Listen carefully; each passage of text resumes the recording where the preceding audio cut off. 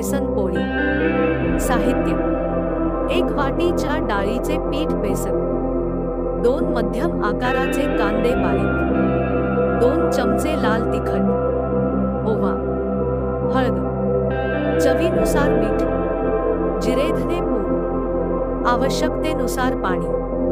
कृती: एका भांड्यात बेसन, तिखट, चवीनुसार मीठ, हळद, ओवा, जिरेधने पूड, बारीक चिरलेला कांदा घाला।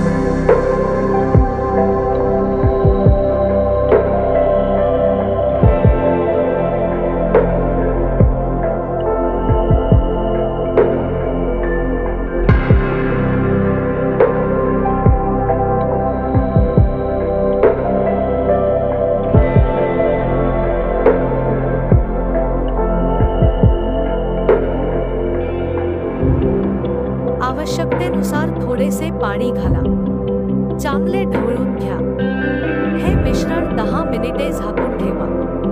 गॅसवर तवा तापवून त्यावर तयार मिश्रण घालून बाजूने थोडे तेल सोडा। बेसन पोळी एका बाजूने शिजली की ते उलटून घ्या व दुसऱ्या बाजूने चांगले खरपूस भाजून घ्या। तव्यावर झाकण ठेवा। दोन्ही बाजूंनी पोळी खरपूस भाजा।